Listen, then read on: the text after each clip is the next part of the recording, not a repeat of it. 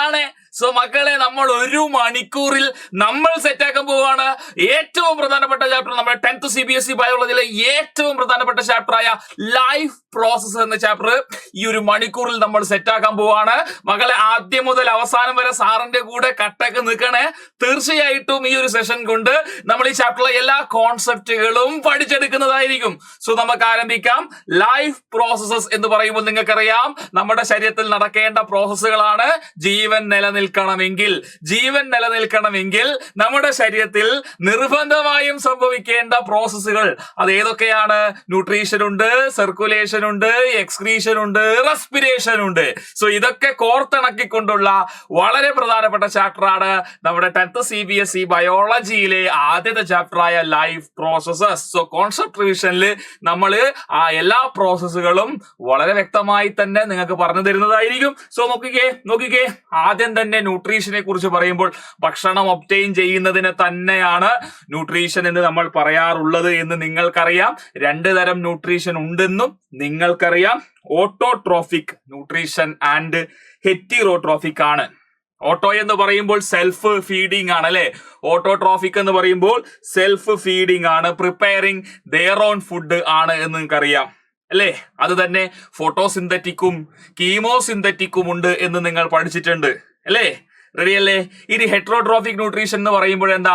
മറ്റുള്ളവരെ ആശ്രയിക്കുകയാണ് ഭക്ഷണത്തിന് വേണ്ടി.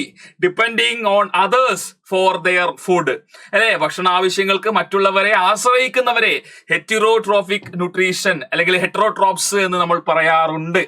അതിനൊരു എക്സാമ്പിൾ ആണ് saprophytic mode of nutrition. Saprophytic എന്ന് പറയുമ്പോൾ എന്താ? ഡെഡ് ആൻഡ് ഡീക്കേയിങ് ഓർഗാനിക് മാറ്ററിൽ നിന്ന് ന്യൂട്രീഷൻസ് അല്ലെങ്കിൽ ന്യൂട്രിയൻസിനെ അബ്സോർബ് ചെയ്യുന്നവരെയാണ് നമ്മൾ എന്ത് പറയുന്നത്? സാപ്രോഫൈറ്റിക്. ഇത് എക്സാമ്പിൾ ആയിട്ട് ഇവിടെ കൊടുത്തിരിക്കുന്നതാണ് കേട്ടോ. പിന്നെ ഇവിടെ ഓട്ടോട്രോഫിക് ന്യൂട്രീഷന്റെ എക്സാമ്പിളായി കീമോസിന്തസിസ് പറയുന്നുണ്ട്. അത് ചില സൾഫർ ഓക്സിഡൈസിങ് ബാക്ടീരിയകള് എന്ത് ചെയ്യുന്നുണ്ട്? Preparing food using chemical energy. അതാണ് കീമോസിന്തസിസ്. ഓക്കെ, റെഡി അല്ലേ? ഈ സ്ലൈഡിലൊന്നും മനസ്സിലാവാത്തൊന്നുമില്ലല്ലോ. റെഡി? അങ്ങനെയാണെങ്കിൽ ഇവിടെ നോക്കിക്കേ, ഫോട്ടോസിന്തസിസ് എന്ന് പറയുന്ന അല്ലെങ്കിൽ ഫോട്ടോസിന്തസിസ് എന്ന് പറയുന്നത് 2ാമത്തെ തരം ഓട്ടോട്രോഫിക് ന്യൂട്രീഷൻ. അവിടെ പ്ലാന്റ്സ് അല്ലെ, കൃത്യമായി പറഞ്ഞാൽ ഗ്രീൻ പ്ലാന്റ്സ്, ഫോട്ടോസിന്തറ്റിക് ആയിട്ടുള്ള ആളുകൾ. അതിൽ നമുക്ക് ആൽഗയും പെടുത്താം. ആൽഗെ ക്ലോറോഫിൽ ബിയറിംഗ് താലോഫൈറ്റ്സ് ആണ്. അപ്പൊ ആൽഗെ അതുപോലെ തന്നെ green plants prepare food using light energy, സൺലൈറ്റിനെ ഉപയോഗിച്ചുകൊണ്ട്. അതാണ് ഫോട്ടോ എന്ന് പറയുന്നത് അല്ലെ, ഫോട്ടോസിന്തസിസ് അല്ലെ. ലൈറ്റ് എനർജി ഉപയോഗിക്കുന്നുണ്ട്. അപ്പൊ ലൈറ്റ് എനർജിയെ ട്രാപ്പ് ചെയ്തതിന് വേണ്ടി ഗ്രീൻ പ്ലാന്റ്സിൽ എന്തുണ്ട്? ക്ലോറോഫിൽ പിഗ്മെന്റ് അല്ലേ. Chlorophyll, the magnesium containing complex. Chlorophyll actually help in the trapping or harvesting process അല്ലെ. ലൈറ്റിനെ ഹാർവെസ്റ്റ് ചെയ്യാൻ, ട്രാപ്പ് ചെയ്യാൻ ക്ലോറോഫിൽ സഹായിക്കും. The chlorophyll pigment impart green colour to the leaf. അപ്പൊ ഇക്വേഷൻ നോക്കിക്കേ, 6CO2 + 6H2O ഗീവ്സ്. അപ്പൊ ഗീവ്സിന്റെ മുകളിൽ ക്ലോറോഫിൽ സൺലൈറ്റ് എഴുതാൻ നിർബന്ധമായും മറക്കരുത്. ഓക്കെ, ഓർത്ത് വെക്കണം, അത് നിർബന്ധമാണ്. പിന്നെന്താ കിട്ടുക? C6H12O6 + 6O2. ഇതാണ് ഇക്വേഷൻ. ഇനി ഇവിടെ സൺലൈറ്റ് എന്ന് പറയുമ്പോൾ മെയിൻ സോഴ്സ് ഓഫ് എനർജി ആണ് for all organism. So sunlight എന്ന് പറയുന്നത് അൾട്ടിമേറ്റ് സോഴ്സ് ഓഫ് എനർജി ആണ്. നമ്മളിവിടെയുള്ള എല്ലാ എനർജിയും ഇറ്റ്സ് ഡിറൈവ്ഡ് ഫ്രം സൺലൈറ്റ് അല്ലെങ്കിൽ സോളാർ എനർജി ആണെന്ന് പറയാം. സൺ ഇല്ലെങ്കിൽ ഒന്നുമില്ല എന്ന് വേണം പറയാൻ. അൾട്ടിമേറ്റ് സോഴ്സ് ഓഫ് എനർജി ആണ് സൺ എന്ന് പറയുന്നത്. ഇവിടെ ഓക്സിജൻ എന്ന് പറയുന്നത് എന്താണ്? ബൈ പ്രൊഡക്റ്റ് ആണ്. ഫോട്ടോസിന്തസിന്റെ ബൈ പ്രൊഡക്റ്റ് ആണ് ഓക്സിജൻ എന്ന് പറയുന്നത്. അത് എല്ലാ തരം ജീവജാലങ്ങൾക്കും ഇൻക്ലൂഡിങ് പ്ലാന്റ്സ്, എല്ലാ ജീവജാലങ്ങളുടെയും റെസ്പിറേറ്ററി ഗ്യാസും കൂടിയാണ്. അല്ലെങ്കിൽ നമ്മൾ റെസ്പിറേഷൻ യൂസ് ചെയ്യുന്നുണ്ട്. എയറോബിക് റെസ്പിറേഷനിൽ ഓക്സിജൻ യൂസ് ചെയ്യും. എന്നാൽ നമ്മൾ ഇനി ഹെറ്ററോട്രോഫിക് ന്യൂട്രീഷനിൽ നമ്മൾ ഓൾറെഡി എന്ത് പഠിച്ചു? സാപ്രോഫൈറ്റിക് പഠിച്ചു. അങ്ങനെയാണെങ്കിൽ പാരാസൈറ്റിക് എന്ന് പറഞ്ഞാൽ എന്താ? ഒരു ഹോസ്റ്റ് ബോഡിയുടെ, ഹോസ്റ്റ് ഓർഗാനിസത്തിന്റെ ബോഡിയുടെ മേലിൽ പറ്റിപ്പിടിച്ചുകൊണ്ട് വളരാം. മനസ്സിലായ? എക്ടോ പാരസൈറ്റ്, ലീച്ച്, കസ്ക്യൂട്ട, ഇതൊക്കെ. പിന്നെ ചില പാരസൈറ്റ് ഹോസ്റ്റ് ഓർഗാനിസത്തിന്റെ ബോഡിയുടെ ഉള്ളിൽ വരാം, നമ്മളെ ഇൻഡസ്ട്രീന്റെ അകത്തൊക്കെ ഉള്ള പോലെ. എൻഡോ പാരസൈറ്റ് ആണ് ചില വോംസ് ഒക്കെ. So absorb nutrient from host organism ആണെങ്കിൽ പാരസൈറ്റിക് മോഡ് ഓഫ് ന്യൂട്രീഷൻ. ഇനി ഹോളോസോയിക് ഉണ്ട്. ഹോളോസോയിക് എന്ന് പറഞ്ഞാൽ ഭക്ഷണം ആദ്യം ഉള്ളിലേക്ക് എടുക്കണം. മനസ്സിലായ? Take in food in the solid or liquid form. Food is taken from outside. Okay, ആ ഫുഡ് ബോഡിക്ക് അകത്ത് വെച്ചിട്ട് ഡൈജഷൻ നടക്കണം. ഡൈജഷനും ബാക്കിയുള്ള കാര്യങ്ങളെല്ലാം നടക്കേണ്ടത് ബോഡിയുടെ ഉള്ളിലായിരിക്കണം. ആ ഭക്ഷണം വിഴുങ്ങുന്നു, ബോഡിക്കകത്ത് വെച്ച് ഡൈജഷൻ ഒക്കെ നടക്കുന്നുണ്ടെങ്കിൽ ഡൈജഷനും അതുമായി ബന്ധപ്പെട്ട അബ്സോർപ്ഷനും അസിമിലേഷനും ഒക്കെ ബോഡിയുടെ ഉള്ളിലാണ് നടക്കുക. സോ അങ്ങനെയുള്ള ന്യൂട്രീഷനെ ഹോളോസോയിക് എന്ന് പറയും. എക്സാമ്പിൾ അമീബ, ഹ്യൂമൻ ബീൻസ് ഒക്കെ എന്താണ് എക്സാമ്പിൾ ആണ്. സോ അങ്ങനെയാണെങ്കിൽ ഡീറ്റെയിൽ ആയി ഹോളോസോയിക് ന്യൂട്രീഷൻ നോക്കിക്കഴിഞ്ഞാൽ അതിന്റെ 5 സ്റ്റെപ്സ് നിങ്ങൾ പഠിക്കണം. Injection, digestion, absorption, assimilation, ejection. Injection എന്ന് പറഞ്ഞാൽ process of taking in solid or liquid food ഉള്ളിലേക്ക് എടുക്കുന്ന പ്രോസസ് ഇൻജക്ഷൻ. ദെൻ നമ്മൾ എടുക്കുന്ന ഫുഡ് കോംപ്ലക്സ് ഫോമിലാണ്, കോംപ്ലക്സ് ആണ്. നമ്മൾ കോംപ്ലക്സ് ഫുഡിന് നമ്മളെ ബോഡിക്ക് അബ്സോർബ് ചെയ്യാൻ പറ്റില്ല. സോ കോംപ്ലക്സ് ഫുഡ് എന്തായി മാറണം? സിമ്പിൾ ആയി മാറണം. സോ കോംപ്ലക്സ് ഫുഡിനെ സിമ്പിൾ ആക്കി ബ്രേക്ക് ഡൗൺ ചെയ്യുന്ന പ്രോസസ് ഡൈജഷൻ. അതാണ് രണ്ടാമത്തെ സ്റ്റെപ്പ്.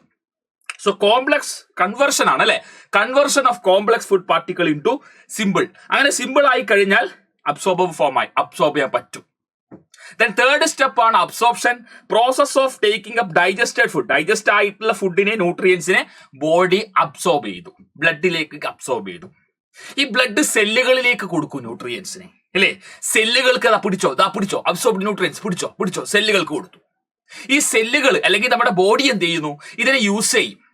ഈ അബ്സോർബ്ഡ് ന്യൂട്രിയൻസിനെ എനർജി പ്രൊഡ്യൂസ് ചെയ്യാൻ വേണ്ടി യൂസ് ചെയ്യും. ആ എനർജി ഉപയോഗിച്ചുകൊണ്ട് ആ സെല്ലിന്റെ റിപ്പയറിങ്, ഗ്രോത്ത് ഇതിനൊക്കെ വേണ്ടി യൂസ് ചെയ്യും, യൂട്ടിലൈസ് ചെയ്യും.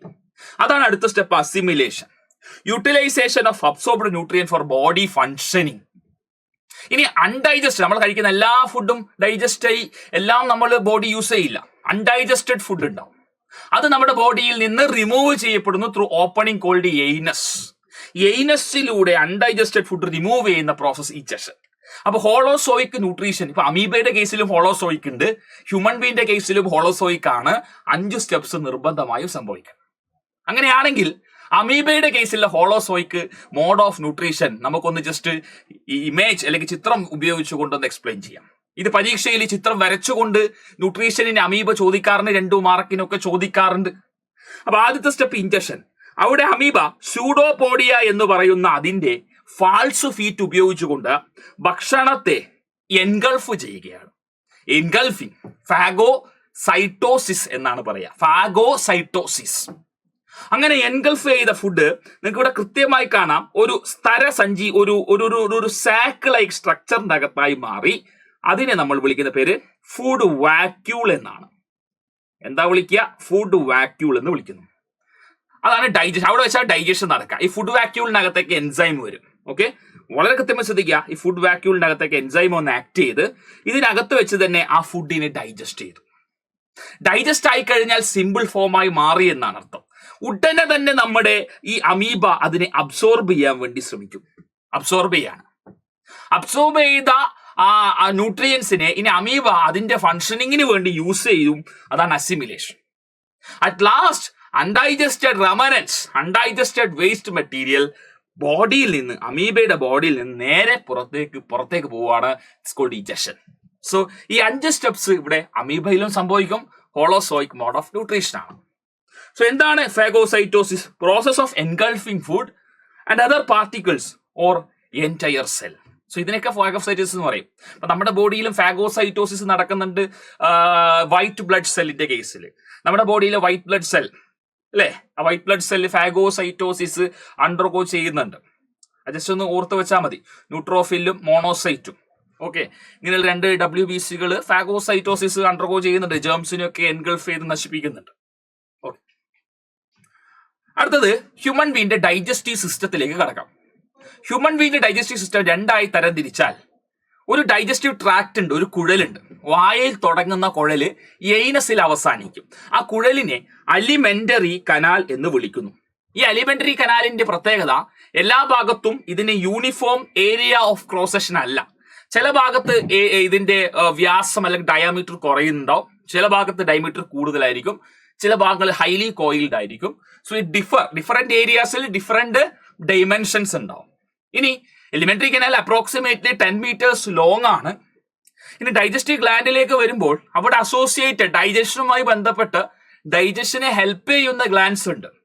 മൗത്തിൽ സ്റ്റാർട്ട് സലൈവറി ഗ്ലാൻഡ് മുതൽ താഴേക്ക് വരുമ്പോൾ നമുക്ക് ലിവർ ഉണ്ട്, പാൻക്രിയാസ് ഉണ്ട്, ഗ്യാസ്ട്രിക് ഗ്ലാൻഡ് ഉണ്ട്, ഇൻഡസ്റ്റൈനൽ ഗ്ലാൻഡ്, ഇതൊക്കെയാണ് അവിടെ വരുന്നത്. ഇനി നോക്കിയേ, നമ്മുടെ ഡൈജസ്റ്റീവ് സിസ്റ്റവും അതിന്റെ ചില ഭാഗങ്ങളും അതിന്റെ ചില കൺവേർഷൻസും ഒക്കെയാണ് ഇവിടെ പറഞ്ഞിരിക്കുന്നത്. ഒന്ന് ശ്രദ്ധിച്ചോളൂ.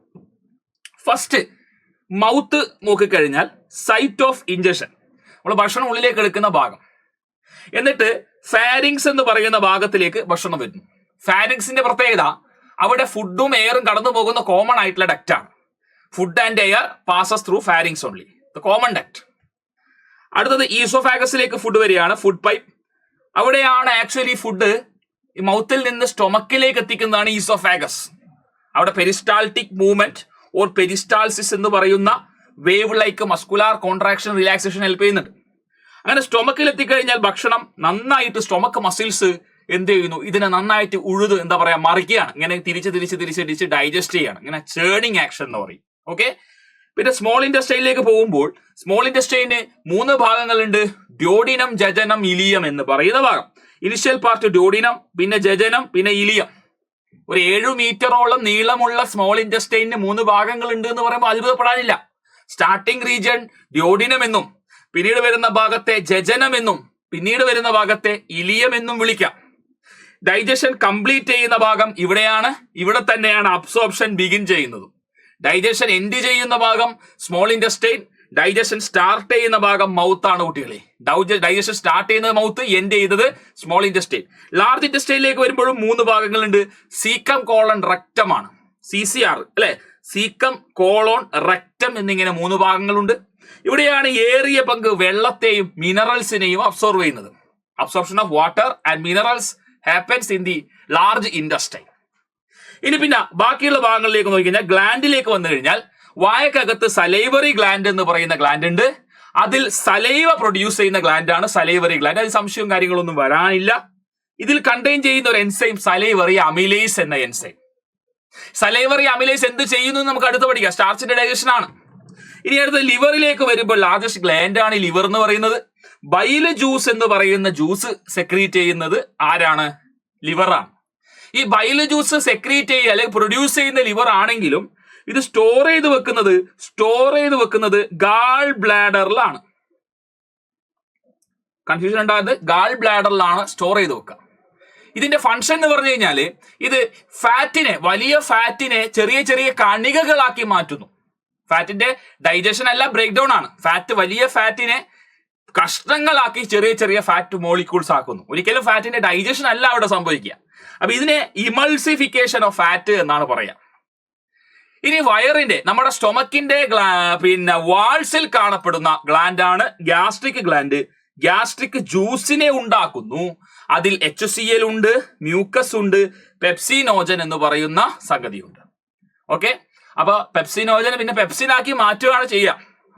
ആസിഡിന്റെ പ്രസൻസ്, CL പ്രസൻസിൽ പെപ്സിനോജൻ ഇനാക്റ്റീവ് പെപ്സിനായി മാറാണ്, ആക്റ്റീവ് പെപ്സിനായിട്ട് മാറുകയാണ്. ഓക്കെ. ഇനി ഗാൾ ബ്ലാഡർ നമ്മൾ പറഞ്ഞു store and release bile into duodenum. Duodenum നമുക്കറിയാം initial part of small intestine ആണ്. ഇനി പാൻക്രിയാസിലേക്ക് വരുമ്പോൾ പാൻക്രിയാറ്റിക് ജ്യൂസ് ഉണ്ടാക്കുന്നു. അതിൽ ട്രിപ്സിനും ലിപ്പേസും അമിലേസും എന്നിങ്ങനെ എൻസൈമുകളാണ് ഉള്ളത്. ഇനി ഇൻറ്റസ്റ്റൈനൽ ഗ്ലാൻഡിലേക്ക് വരുമ്പോൾ ഇൻറ്റസ്റ്റൈനൽ ജ്യൂസുകളാണ് ഉണ്ടാക്കുക. അതും ഫുഡിന്റെ ഡൈജഷനെ, കംപ്ലീറ്റ് ഡൈജഷന് സഹായിക്കുന്നു. ഇനി ഇവിടെ ഈ ഫുഡ് ഈ പറഞ്ഞിരിക്കുന്ന കുടലിലൂടെ, ഡൈജസ്റ്റീവ് ട്രാക്റ്റിലൂടെ അല്ലെങ്കിൽ അലിമെന്ററി കനാലിലൂടെ ഫുഡ് ഇങ്ങനെ ഈസിയായി മൂവ് ചെയ്യണമെങ്കിൽ അവിടെ സഹായിക്കുന്ന മൂവ്മെന്റ് പെരിസ്റ്റാൾട്ടിക് മൂവ്മെന്റ് ആണ്, ഓർ പെരിസ്റ്റാൾസിസ്. ഇത് series of wave like muscles contraction ആണ് അല്ലെ. അതായത് സീരീസ് വെച്ചാൽ ഒരു സ്ഥലത്ത് സംഭവിച്ചാൽ അടുത്ത സ്ഥലത്ത് റിലാക്സ് ആയിരിക്കും. അപ്പൊ അതിന്റെ അപ്പുറത്ത് വീണ്ടും സംഭവിക്കുന്നുണ്ടാവും. അപ്പോൾ സീരീസ് ആയിട്ട് നടക്കുന്ന വേവ്, കംപ്രഷൻ, റയർഫാക്ഷൻ പോലെ വേവ് ലൈക്ക് മസ്കുലാർ കൺട്രാക്ഷൻ ആണ്. Actually this help in food അല്ലെ, movement of food to move through digestive tract. അപ്പൊ ഡൈജസ്റ്റീവ് ട്രാക്റ്റിൽ ഉടനീളം പെരിസ്റ്റാൾസിസ് ഉണ്ടോ എന്ന് ചോദിച്ചാൽ ഉണ്ട്. ഈ പെരിസ്റ്റാൾസിസ് ആണ് ആക്ച്വലി ഫുഡിനെ മൂവ് ചെയ്യാൻ വേണ്ടി സഹായിക്കുന്നത്. യെസ്, ഓക്കെ, റെഡി അല്ലേ, സെറ്റ് അല്ലേ. ഇനി എൻസൈമിന്റെ റോള് കൂടി നോക്കാം. ആദ്യം ഇൻജക്ഷൻ നടന്നു. നമ്മുടെ മനുഷ്യ ശരീരത്തിൽ ഇൻജക്ഷൻ നടക്കുമ്പോൾ food is ingested to mouth where teeth and tongue break it into smaller part അല്ലേ. മാസ്റ്റിക്കേഷൻ ഓഫ് ഫുഡ്, നന്നായി ചവച്ചരക്കുമ്പോൾ പല്ലും നാവും ഒക്കെ നമ്മൾ യൂസ് ചെയ്യുന്നുണ്ട്. ഇനി വായക്കകത്ത് വെച്ച് നടക്കുന്ന ഡൈജഷൻ എന്ന് പറയുന്നത് ബിഗിൻസ് ഇൻ ദ മൗത്ത്. നമുക്കറിയാം വായക്കകത്ത് വെച്ചാണ് ഡൈജഷൻ തുടങ്ങുക. അവിടെ സലൈവയിലെ അമിലേസ് എന്ന എൻസൈം സ്റ്റാർച്ചിനെ മാൾട്ടോസ് എന്ന സിമ്പിൾ ഷുഗർ ആക്കി മാറ്റി. അല്ലേ? ഡൈജഷൻ എൻഡ് ചെയ്യുന്നത് എവിടെയാണ്? സ്മോൾ ഇൻഡസ്റ്റൈൻ ആണ്, സ്മോൾ ഇൻഡസ്റ്റൈനിൽ. ഇനി എൻസൈമിന്റെ കൺവേർഷൻ നോക്കിക്കഴിഞ്ഞാൽ ഞാൻ പറഞ്ഞു മൗത്തിൽ വെച്ച് കാർബോഹൈഡ്രേറ്റ് ഡൈജഷൻ സംഭവിക്കും, where starch is converted to maltose using the enzyme salivary amylase. മൗത്തിൽ വെച്ച് പ്രോട്ടീൻ ഡൈജഷൻ ഇല്ല, ഫാറ്റ് ഡൈജഷൻ ഇല്ല. ഇനി നമ്മൾ വായ കഴിഞ്ഞ് നേരെ ഭക്ഷണം സ്റ്റൊമക്കിലേക്ക് എത്തിക്കഴിഞ്ഞാൽ സ്റ്റൊമക്കിൽ കാർബോഹൈഡ്രേറ്റ് ഡൈജഷൻ ഇല്ല, ഫാറ്റ് ഡൈജഷൻ ഇല്ല, അവിടെ നടക്കുന്നത് പ്രോട്ടീൻ ഡൈജഷൻ ആണ്. നമുക്കറിയാം സ്റ്റൊമക്കിലെ ഗ്യാസ്ട്രിക് ഗ്ലാൻഡ് പെപ്സിനോജൻ ഉണ്ടാക്കിയിട്ടുണ്ട്, HCl ഉണ്ടാക്കിയിട്ടുണ്ട്, മ്യൂക്കസ് ഉണ്ടാക്കിയിട്ടുണ്ട്. ഈ HClന്റെ ഇൻഫ്ലുവൻസ് ഭക്ഷണത്തിലെ രോഗാണുക്കളെ നശിപ്പിക്കുക, അതോടൊപ്പം തന്നെ അസിഡിക് pH സ്റ്റൊമക്കിൽ കൊണ്ടുവരിക. അങ്ങനെ അസിഡിക് pH കൊണ്ടുവരുമ്പോൾ പെപ്സിനോജനെ പെപ്സിനാക്കി മാറ്റാൻ സാധിക്കുന്നു. ഈ പെപ്സിനായി മാറിയെങ്കിൽ മാത്രമേ പെപ്സിൻ എന്ത് ചെയ്യാൻ പറ്റുള്ളൂ? പ്രോട്ടീനിനെ പെപ്റ്റൈഡ് ആക്കി മാറ്റാൻ പറ്റുള്ളൂ. ഇത് പാർഷ്യൽ കൺവേർഷൻ ആണ്, കംപ്ലീറ്റ് കൺവേർഷൻ അല്ല. പ്രോട്ടീനിനെ പെപ്റ്റൈഡ് ആക്കാൻ സാധിക്കുന്നുള്ളൂ. Okay, ready? ഇനി നേരെ പാൻക്രിയാസിലേക്ക് വരുമ്പോൾ നമ്മുടെ ഭക്ഷണം ഡ്യോഡിനത്തിലേക്ക് എത്തുമ്പോൾ അവിടെ ബൈലും പാൻക്രിയാറ്റിക് ജ്യൂസും മിക്സ് ആവും. ഇനി പാൻക്രിയാറ്റിക് ജ്യൂസിൽ നമുക്കറിയാം അവിടെ ട്രിപ്സിൻ ഉണ്ട്, പിന്നെ അതുപോലെ തന്നെ ലിപ്പേസ് ഉണ്ട്, അമിലേസ് ഉണ്ട്. ആക്ച്വലി ഇവിടെ ട്രിപ്സിനോജൻ എന്ന് പറയുന്ന ഒരു ഘടകം അവിടെ വരുന്നുണ്ട്. ട്രിപ്സിനോജൻ ആൽക്കലൈൻ മീഡിയത്തിൽ ട്രിപ്സിനായി മാറും. നേരത്തെ നമ്മൾ പറഞ്ഞ പെപ്സിനോജൻ അസിഡിക് എൻവിറോൺമെന്റിൽ പെപ്സിൻ ആയതുപോലെ ഇവിടെ ട്രിപ്സിനോജൻ ആൽക്കലൈൻ എൻവിറോൺമെന്റിൽ ട്രിപ്സിനായി മാറുകയാണ്. സോ ഇവിടെ നമ്മുടെ പൻക്രിയാറ്റിക് ജ്യൂസ് ആക്ച്വലി ആൽക്കലൈൻ ആണ്. ഓക്കെ, അങ്ങനെ ഈ ട്രിപ്സിൻ ആയി കഴിഞ്ഞാൽ അദ്ദേഹം പ്രോട്ടീനിനെ പെപ്റ്റൈഡുകളാക്കി മാറ്റുന്നു. ഇവിടെയും കംപ്ലീറ്റ്ലി പ്രോട്ടീൻ ഡൈജഷൻ സംഭവിക്കുന്നില്ല. അത് നിങ്ങൾ മനസ്സിലാക്കുക, കംപ്ലീറ്റ് പ്രോട്ടീൻ ഡൈജഷൻ സംഭവിക്കുന്നില്ല. ഇനി പാൻക്രിയാറ്റിക് ലിപ്പേസ് എന്ന് പറയുന്ന എൻസൈം ഫാറ്റിനെ ഡൈജഷൻ സംഭവിച്ചു, കംപ്ലീറ്റ് ഡൈജഷൻ ആണ്. ഫാറ്റിനെ ഫാറ്റി ആസിഡും ഗ്ലിസറോളുമാക്കി മാറ്റി, കംപ്ലീറ്റ് ഡൈജഷൻ ആണ്. Fat is broken down to fatty acid, glycerol, complete digestion ആണ്. ഇനി അടുത്ത ആള് പാൻക്രിയാറ്റിക് അമിലേസ് സ്റ്റാർച്ചിനെ എന്താക്കി മാറ്റുകയാണ്? സ്റ്റാർച്ചിനെ മാൾട്ടോസ് ആക്കി മാറ്റുകയാണ്. അതെന്താണ്? അത് കംപ്ലീറ്റിലാണ്, കംപ്ലീറ്റ് അല്ല എന്നാലും സിമ്പിൾ ഷുഗർ ആക്കി മാറ്റുകയാണ് അവിടെ ചെയ്യുന്നത്. കംപ്ലീറ്റ് ആയിട്ട് ചെയ്യുമ്പോൾ ഗ്ലൂക്കോസ് ഒക്കെ ആയിട്ട് മാറാണ്. ഓക്കെ, അപ്പൊ ഇത് നിങ്ങൾ ഓർത്ത് വെക്കേണ്ട പോയിന്റ്. ഇനി നമ്മുടെ ബൈലിലേക്ക് വരുന്ന സമയത്ത് അതിന് മുന്നേ സ്മോൾ ഇൻഡസ്റ്റൈന്റെ കേസ് ഒന്ന് പറയട്ടെ. സ്മോൾ ഇൻഡസ്റ്റൈനിൽ ഞാൻ പറഞ്ഞു ഇൻഡസ്റ്റൈനൽ ജ്യൂസസ് ഉണ്ട്. ഇവിടെ കംപ്ലീറ്റ് ഡൈജഷനും സംഭവിക്കുകയാണ്. ഏറ്റവും സിംപ്ലസ്റ്റ് ഫോമിലേക്ക് മാറുകയാണ്. സ്റ്റാർച്ച് ആണെങ്കിൽ അതിന്റെ ഏറ്റവും സിംപ്ലസ്റ്റ് ഫോമായ ഗ്ലൂക്കോസ്, ഗ്ലൂക്കോസിന്റെ ബോഡിക്ക് അബ്സോർവ് ചെയ്യാൻ പറ്റും, അല്ലേ? പറ്റും. ഇനി പ്രോട്ടീൻസിനാണെങ്കിൽ അതിന്റെ ഏറ്റവും സിംപ്ലസ്റ്റ് ഫോമായ ബിൽഡിംഗ് ബ്ലോക്ക് ആയ അമിനോ ആസിഡ് ആക്കി മാറ്റി അബ്സോർവ് ചെയ്യാൻ വേണ്ടി പറ്റും. ഫാറ്റ് എന്തെങ്കിലും ബാക്കി ഉണ്ടെങ്കിൽ അതിനെ കംപ്ലീറ്റ് ആയിട്ട് ഡൈജസ്റ്റ് ചെയ്ത് ഫാറ്റി ആസിഡും ഗ്ലിസറോളും ആക്കി മാറ്റുകയാണ്. സോ അതിനെ കംപ്ലീറ്റ് ആയിട്ട് ബോഡി അബ്സോർവ് ചെയ്യാൻ വേണ്ടി പറ്റും, അല്ലേ? ആ conversion process is very important. Digestion end ചെയ്യുന്നത് എവിടെയാ? Small intestine. മനസ്സിലാക്കി വെച്ചോ. റെഡിയല്ലേ? നേരത്തെ നമ്മൾ ബൈല് പറഞ്ഞപ്പോൾ നേരത്തെ ബൈലിന്റെ ഫംഗ്ഷൻ പറഞ്ഞു. ബൈല് ലിവർ പ്രൊഡ്യൂസ് ചെയ്തതാ. അദ്ദേഹം ഫാറ്റിനെ ഡൈജസ്റ്റ് അല്ല ചെയ്യുക, ഇമൾസിഫൈ ചെയ്യും. വലിയ ഫാറ്റ് മോളിക്യൂളിനെ ബ്രേക്ക് ഡൗൺ ചെയ്ത് ചെറിയ ഫാറ്റ് മോളിക്യൂൾസ് ആക്കി മാറ്റി. ഇത്രയാണ് ഓർത്തു വെക്കേണ്ടത്. ഇനി അബ്സോർപ്ഷൻ എന്ന് പറയുന്ന ഘട്ടം വരുന്ന സമയത്ത് അബ്സോർപ്ഷൻ നടക്കുന്നത് സ്മോൾ ഇൻറ്റസ്റ്റൈനിലാണ്. മെജോറിറ്റി അബ്സോർപ്ഷൻ നടക്കുന്നത് സ്മോൾ ഇൻറ്റസ്റ്റൈനിലാണ്. സ്മോൾ ഇൻറ്റസ്റ്റൈനിന്റെ സ്ട്രക്ചർ അതിന് സൂട്ടബിൾ ആണ്. സ്മോൾ ഇൻറ്റസ്റ്റൈനിന്റെ അകത്ത് ധാരാളം വിരലുകൾ പോലുള്ള സ്ട്രക്ചർ ഉണ്ട്. ഇറ്റ്സ് കോൾഡ് വില്ലൈ എന്ന് നമുക്കറിയാം. അപ്പൊ ഒരു വില്ലൈ എടുത്തു കഴിഞ്ഞാൽ ആ വില്ലൈന്റെ പ്രത്യേകത എന്താ? വില്ലസിന്റെ ഏറ്റവും പുറത്ത് നമുക്കറിയാം സിംഗിൾ ലെയർ ഓഫ് എപ്പിത്തീലിയം കൊണ്ടാണ് ഉണ്ടാക്കിയിരിക്കുന്നത്. ഇതിന്റെ ഏറ്റവും പുറത്ത് എപ്പിത്തീലിയൽ സെൽസ് ആണ് കാണാം. അത് തന്നെ മൈക്രോ വില്ലസ് ഉണ്ടാവും. ആക്ച്വലി ഇത് increases the surface area four absorption, അല്ലെ? നമുക്ക് അബ്സോർപ്ഷൻ നടക്കുന്ന ഭാഗമാണ് സ്മോൾ ഇൻറ്റസ്റ്റൈൻ. വില്ലസ് അതിനെ സഹായിക്കുക. അപ്പൊ കൂടുതൽ സർഫസ് കോണ്ടാക്റ്റിൽ വന്നു കഴിഞ്ഞാൽ, ഫുഡുമായി കോണ്ടാക്ട് വന്നു കഴിഞ്ഞാൽ കൂടുതൽ അബ്സോർപ്ഷൻ നടക്കും. അതാണ് അതിന്റെ ഒരു ഐഡിയ എന്ന് പറഞ്ഞു കഴിഞ്ഞാൽ. പിന്നെ ഇതിനകത്ത് രണ്ട് സാധനങ്ങൾ ഒളിഞ്ഞിരിക്കുന്നുണ്ട്. ഒന്ന് ബ്ലഡ് വെസൽ ആണ്, അല്ലെങ്കിൽ ബ്ലഡ് കാപ്പിലറീസ് ആണ്. ഈ റെഡിഷ് കളറിലും ബ്ലൂയിഷ് കളറും കാണിച്ചിരിക്കുന്ന ബ്ലഡ് കാപ്പിലറിയാണ്. പിന്നെ നടുക്ക് കാണിച്ചിരിക്കുന്ന യെല്ലോയിഷ് അല്ലെങ്കിൽ ആ ഓറഞ്ച് കളറീസ് ലാക്റ്റിയൽ ആണ്. അപ്പൊ ഫുഡ് ഡൈജസ്റ്റ് ചെയ്തതിനു ശേഷം നമുക്കറിയാം protein is digested to amino acid, carbohydrate is digested to glucose galactose, അങ്ങനെ ഡൈജഷൻ സംഭവിക്കുന്നുണ്ട്. ഇനി fat is digested to fatty acid, glycerol. ഫാറ്റിന്റെ ഡൈജഷന്റെ ഫലമായി ഉണ്ടാകുന്ന ഫാറ്റി ആസിഡ്, ഗ്ലിസറോള് അബ്സോർബ് ചെയ്യപ്പെടുന്നത് ലാക്റ്റിയലാണ്. ഇത് ഇമ്പോർട്ടന്റ് ആണ്. ഫാറ്റി ആസിഡ്, ഗ്ലിസറോൾ, ഫാറ്റി ആസിഡും ഗ്ലിസറോളും അബ്സോർബ് ചെയ്യപ്പെടുക ഇങ്ങോട്ടാണ് ലാക്റ്റിയലാണ്. ലിംഫ് ഉള്ളത്. ലാക്റ്റിയലാണ് ലിംഫ്. ഓർത്ത് വെച്ചോളൂ, ലാക്റ്റിയൽ എന്താ ഉള്ളത്? ലാക്റ്റിയൽ എന്ന് പറയുന്ന ബ്ലഡ് വെസൽ അല്ല, ലാക്റ്റിയൽ എന്ന് പറയുന്ന ഡക്റ്റിൽ എന്താ ഉള്ളത്? ലിംഫാണുള്ളത്. ബ്ലഡ് കാപ്പിലറിക്കകത്ത് എന്താ ഉള്ളത്? യു നോ ദാറ്റ് ബ്ലഡ് കാപ്പിലറിക്കകത്ത് ബ്ലഡ് ആണ്. ലാക്റ്റിയലിനകത്ത് ലിംഫാണ്. ലിംഫിലേക്ക് വരുന്നത് ഫാറ്റി ആസിഡ്, ഗ്ലിസറോൾ. ബ്ലഡ് കാപ്പിലറിയുടെ ബ്ലഡിലേക്ക് വരുന്നതാണ് ഗ്ലൂക്കോസ് പോലുള്ള സാധനങ്ങൾ. ഗ്ലൂക്കോസ്, അമിനോ ആസിഡ് ഇതൊക്കെ വരുന്നത് വീടാണ് ബ്ലഡ് വെസലിലാണ്, അല്ലെങ്കിൽ ബ്ലഡ് കാപ്പിലറിയിലാണ് വരിക. അതൊന്ന് ആലോചിച്ച് നോക്കട്ടാ. ഗ്ലൂക്കോസും അമിനോ ആസിഡും ഒക്കെ എങ്ങോട്ടാ വരിക? ബ്ലഡ് കാപ്പിലറിയിലെ ബ്ലഡിലേക്ക് വരും. മനസ്സിലായല്ലോ? സെറ്റ് അല്ലേ? സെറ്റ് റെഡിയാക്കി നോക്കണേ. റെഡി. അങ്ങനെയാണെങ്കിൽ അടുത്തതിലേക്ക് പോകുമ്പോൾ അസിമിലേഷൻ. നമുക്കറിയാം, അസിമിലേഷൻ എന്ന് പറഞ്ഞാൽ യൂട്ടിലൈസ് ചെയ്യാണ്. നമ്മുടെ ബോഡി അല്ലെങ്കിൽ നമ്മുടെ സെല്ലുകള് ഈ അബ്സോർബ് ചെയ്ത ന്യൂട്രിയൻസിനെ യൂസ് ചെയ്യുന്നു. യൂട്ടിലൈസേഷൻ ഓഫ് അബ്സോർബ്ഡ് ന്യൂട്രിയൻ എന്തിന്? Growth, repair, energy production, storage purpose, production of complex molecules. ഇതിനൊക്കെ വേണ്ടി നമ്മുടെ അബ്സോർബ്ഡ് ന്യൂട്രിയൻസിനെ യൂട്ടിലൈസ് ചെയ്യുന്ന പ്രോസസ്സാണ് assimilation. Then at last ejection, removal of undigested food through anal opening. ഏനസിലൂടെ റിമൂവ് ചെയ്യുന്നു. ഇത്രയും ഓർത്ത് വെക്കുന്നത് വളരെ അത്യാവശ്യം. അടുത്തതിലേക്ക് വരുമ്പോൾ റെസ്പിറേഷൻ എന്ന് പറയുന്ന സെക്കൻഡ് പ്രോസസ്. എന്താ റെസ്പിറേഷൻ? എനർജി പ്രൊഡ്യൂസിങ് പ്രോസസ് ആണ്. എനർജി റിലീസ് ചെയ്യുന്ന process. Whatever the function we do require energy. Even if you are sitting ideally also our body needs energy. So energy prepare ചെയ്യുന്ന അല്ലെങ്കിൽ energy produce ചെയ്യുന്ന, energy release ചെയ്യുന്ന പ്രോസസ്സാണ് respiration.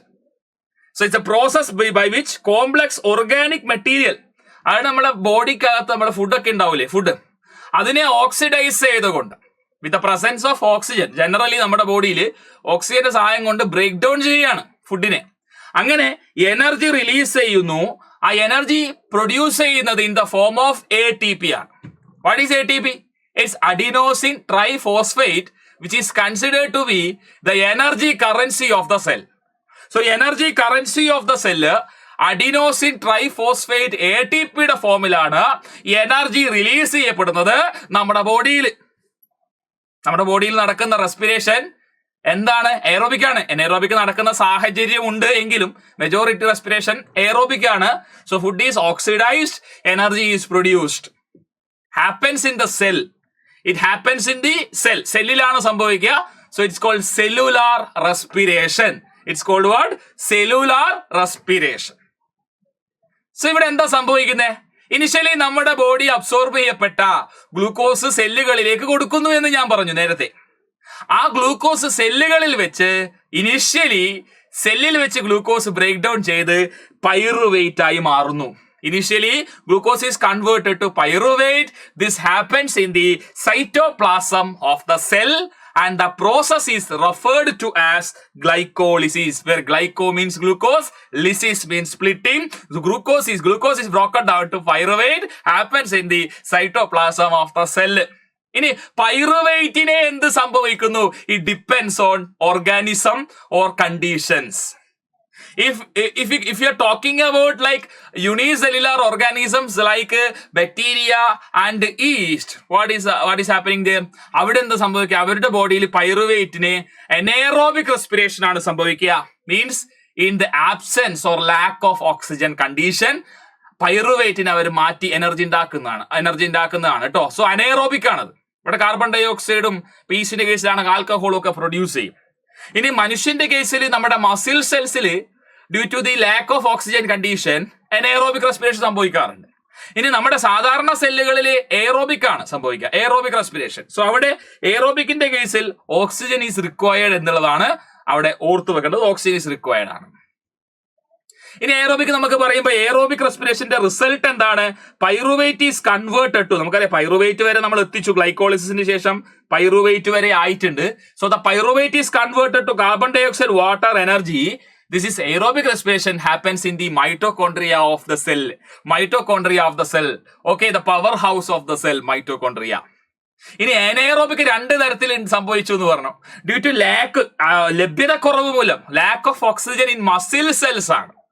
muscle cells, when we are doing strenuous or continuous exercise, the availability of oxygen in our muscle cell get reduced. At that time, pyruvate is converted to lactic acid plus energy. The deposition of lactic acid causes muscle cramp. നാം പഠിച്ചിട്ടുണ്ട് അല്ലേ? അല്ലടാ അല്ലേ? പഠിച്ചിട്ടുണ്ട്. Yes. ഇനി ഈസ്റ്റിന്റെ കേസിലൊക്കെ നോക്കുകയാണെങ്കിൽ pyruvate is converted to ethyl alcohol, ethanol, C2H5OH, പിന്നെന്താണ് CO2 plus energy. This happens in the yeast. അപ്പൊ ഇവിടെ ജസ്റ്റ് നോക്കിക്കഴിഞ്ഞാല് നമ്മുടെ എയറോബിക് റെസ്പിറേഷന്റെ കേസിൽ actually complete oxidation of glucose happens, energy produced up to 38 ATP. ചിലപ്പോൾ അതിൽ കൂടുട്ടോ, ഡിപ്പെൻഡ് ചെയ്യും. So generally 38 ATP energy form ചെയ്തു.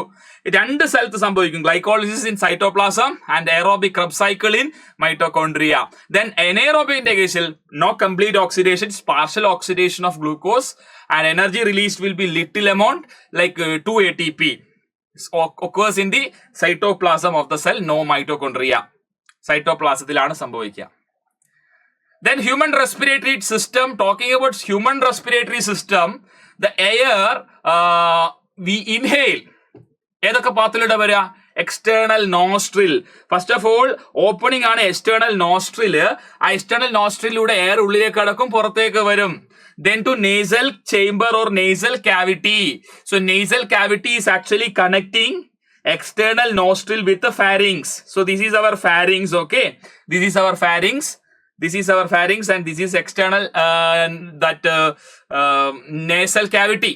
So അത് രണ്ടും തമ്മിൽ nasal cavity നോസ്ട്രിലിനെയും ഫാരിങ്സിനെയും കണക്ട് ചെയ്യുന്നതാണ് ഈ structure. That is called nasal chamber. അവിടെ ഒരുപാട് ചെറിയ ചെറിയ രോമകൂപങ്ങളും കാര്യങ്ങളൊക്കെ ഉണ്ട്. So it will filter the dust particle. Okay, അവിടെ റിസപ്റ്ററും കാര്യങ്ങളും ഉള്ളതുകൊണ്ട് sense of smell also. Then pharynx ഞാൻ പറഞ്ഞു common passage of air and food ആണ്. ദെൻ ലാരിങ്സ് ഉണ്ട്, that is sound box or vocal cord, voice box എന്ന് പറയും. ഓക്കെ, അവിടെയാണ് എപ്പിഗ്ലോട്ടീസ് ഉള്ളത്. ഭക്ഷണം സ്വാളോ ചെയ്യുമ്പോൾ ഫുഡിനെ നേരെ ഫുഡ് പൈപ്പിലേക്ക് കൊണ്ടുപോകുന്നത് is this epiglottis by closing the trachea. ഇനി ട്രക്കിയ എന്താണ്? ട്രക്കിയനെ കുറിച്ച് പറയുമ്പോൾ ട്രക്കിയ ഈ ഒരു ട്യൂബാണ് trachea. Very important. It consist of C shaped cartilaginous ring. അതിന്റെ റോള് പഠിക്കണം. ഈ സി ഷേപ്ഡ് കാർട്ടിലേജ് റിങ് ഉണ്ടായത് കൊണ്ട് ട്രക്കിയ എപ്പോഴും എന്തായിരിക്കും? തുറന്നിരിക്കും. ഇതൊരിക്കലും എന്ത് ചെയ്യില്ല, അടഞ്ഞു പോകുന്നില്ല, കൊളാപ്സിങ് ആക്ഷൻ നടക്കുന്നില്ല. ഇനി ട്രക്കിയയുടെ ബ്രാഞ്ച് ആണ് ബ്രോങ്കൈ എന്ന് പറയുന്നത്. അതിലും ഈ റിങ്സ് ഉണ്ട്, കാർട്ടിലേജിനസ് റിങ് ഉണ്ട് എന്ന് ഓർത്ത് വെക്കുക. ഇനി ഇതിന്റെ ബ്രാഞ്ച് ആണ് ബ്രോങ്കിയോള്. അതിൽ റിങ് ഇല്ല. ട്രക്കിയയിലും ബ്രോങ്കയിലും റിങ് ഉണ്ട്, ബ്രോങ്കിയോളിൽ റിങ് ഇല്ല. ഓക്കെ, ബ്രോങ്കിയോളിന്റെ ഏറ്റവും അറ്റത്ത് കാണുന്ന ചെറിയ ചെറിയ സഞ്ചികളാണ് വായു അറകൾ, എയർ സാക്കാണ് ആൽവിയോളൈകൾ എന്ന് പറയും. ആൽവിയോളൈ. ഓക്കെ, വളരെ തിന്നായിട്ടുള്ള alveoli. Is made of again single layer of epithelium.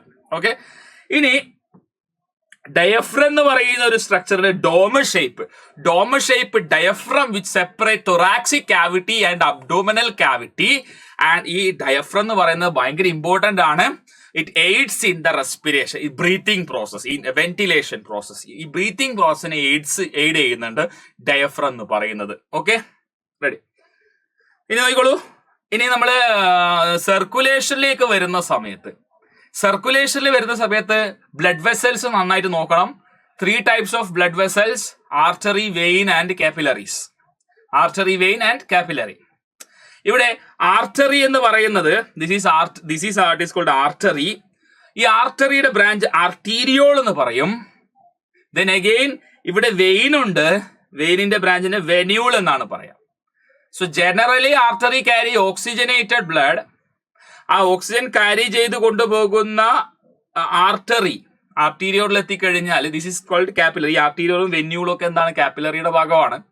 So actually ഈ കാപ്പിലറിയിൽ എത്തിക്കഴിഞ്ഞാൽ ഇതിന്റെ കൈവശമുള്ള ഓക്സിജനും ന്യൂട്രിയൻസും ഒക്കെ സെല്ലുകൾക്ക് കൊടുക്കുകയും, ഓക്കെ, സെല്ലുകൾക്ക് കൊടുക്കണം. എങ്ങനെയാണ്?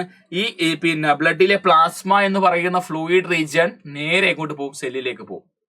സെല്ലിലേക്ക് പോയി സെല്ലുകൾക്ക് ന്യൂട്രിയൻസ് കൊടുത്ത് എന്ത് ചെയ്യുന്നു? തിരിച്ചു വരികയാണ് ചെയ്യുക. അപ്പൊ ഈ പ്ലാസ്മ അല്ലെങ്കിൽ fluid component along with WBC എന്ന് പറയാം. WBC യൂസസ് ഔട്ട്, ഇതിന്റെ പുറത്തേക്ക് വരും WBC. അപ്പൊ WBC പുറത്തേക്ക് വന്ന് WBCയും പ്ലാസ്മയും പുറത്തു പോയി ഇവിടെ കുറെ സെല്ലുകളൊക്കെ ഉണ്ടാവും. ഇൻഡസ്ട്രീഷ്യൽ സ്പേസിലേക്ക്, അല്ല ആ ഒരു സ്പേസിലേക്ക് വന്നിട്ട് ഈ സെല്ലുകൾക്കൊക്കെ എന്ത് ചെയ്യും? ഈ ന്യൂട്രിയൻസും കാര്യങ്ങളൊക്കെ കൊടുത്ത് തിരിച്ചു വരാൻ ശ്രമിക്കും. അപ്പോൾ ഈ സ്പേസിലേക്ക് വന്നു കഴിഞ്ഞാൽ പിന്നീട് നമ്മൾ അതിനെ പ്ലാസ്മ എന്നല്ല വിളിക്കുക, നമ്മൾ ടിഷ്യൂ ഫ്ലൂയിഡ് എന്നാ വിളിക്കുക, ടിഷ്യൂ ഫ്ലൂയിഡ് എന്ന് വിളിക്കും. ആ ടിഷ്യൂ ഫ്ലൂയിഡ് ഇതിന് ആവശ്യമുള്ള കാര്യങ്ങളൊക്കെ കൊടുത്ത് തിരിച്ച് കാപ്പിലറിലേക്ക് കയറി വരികയാണ്. പക്ഷെ കുറെ ടിഷ്യൂ ഫ്ലൂയിഡ് ഇവിടെ തന്നെ അവശേഷിക്കും. അവരെ ക്യാരി ചെയ്യാൻ വേണ്ടി വേറെ തന്നെ ഡക്റ്റ് ഉണ്ട്, ലിംഫ് ഡക്റ്റ്. ആ റിമൈനിങ് ടിഷ്യൂ ഫ്ലൂയിഡിനെ ലിംഫ് ഡക്റ്റ് ക്യാരി ചെയ്യും. അപ്പൊ അതിനെയാണ് പിന്നീട് നമ്മൾ ലിംഫ് എന്ന് വിളിക്കുന്നത്. ഓക്കെ, അപ്പൊ ബ്ലഡ് വെസൽ, ആർട്ടറി, വെയിനും കാപ്പിലറി ഉണ്ട്. ആർട്ടറിയുടെ പ്രത്യേകത തിക്കർ വാളാണ്, വെയിനിന്റെയും കാപ്പിലറിയുടെയും പ്രത്യേകത തിന്നർ വാളാണ്. വെയിനിന്റെ കേസിൽ വാൽവ് ഉണ്ട്, പ്രസൻസ് ഓഫ് വാൽവ്. ആർട്ടറിയിലും കാപ്പിലറിയിലും വാൽവ് ഒന്നുമില്ല. ഇനി ഇവിടെ ജസ്റ്റ് ഒന്ന് നോക്കാം, ഇവിടെ മുകളിൽ പറയുന്ന കാര്യങ്ങളൊന്നും നോക്കിയേ. ഹാർട്ട് ബ്ലഡ് പമ്പ് ചെയ്തു, ഓക്സിജനേറ്റഡ് ബ്ലഡ് അയോർട്ട വഴി ആർട്ടറിയിലേക്ക് പോയി, ആർട്ടറി ആർട്ടീരിയലായി, പിന്നെ കാപ്പിലറി ആയി. കാപ്പിലറി വെച്ച് സെല്ലുകൾക്കൊക്കെ ഓക്സിജൻ കൊടുത്തു, സെല്ലിൽ നിന്ന് കാർബൺ ഡയോക്സൈഡ് തിരിച്ചു വാങ്ങി. അപ്പൊ കാർബൺ ഡയോക്സൈഡ് റിച്ച് ബ്ലഡ് വെന്യൂളിലൂടെ വെയിൻസിലേക്ക് വന്നു, വെന്ന കേവയിലേക്ക് വന്നു, ഹാർട്ടിലേക്ക് വീണ്ടും ഡീഓക്സിജനേറ്റഡ് ബ്ലഡ് ഹാർട്ടിലേക്ക് വന്നു, വീണ്ടും ലങ്സിലേക്ക് പോയി ഓക്സിഡേഷൻ സംഭവിച്ചു, വീണ്ടും അയോർട്ട വഴി ഓക്സിജനേറ്റഡ് ബ്ലഡ് എല്ലാ ഭാഗത്തേക്കും പോയി. ഇതിങ്ങനെ റിപ്പീറ്റ് ചെയ്ത് സംഭവിക്കുന്ന കാര്യങ്ങളാണ്. ആർട്ടറി വെയിൻ തമ്മിലുള്ള വ്യത്യാസങ്ങൾ ജസ്റ്റ് നോക്കുക. First of all, artery is the blood vessel which carry blood away from the heart. ഹാർട്ടിന്റെ ഉള്ളിൽ നിന്ന് പുറത്തേക്ക് ബ്ലഡ് കൊണ്ടുപോകുന്ന ഏതൊരു വെസലിനെയും നമുക്ക് ആർട്ടറി എന്ന് വിളിക്കാം.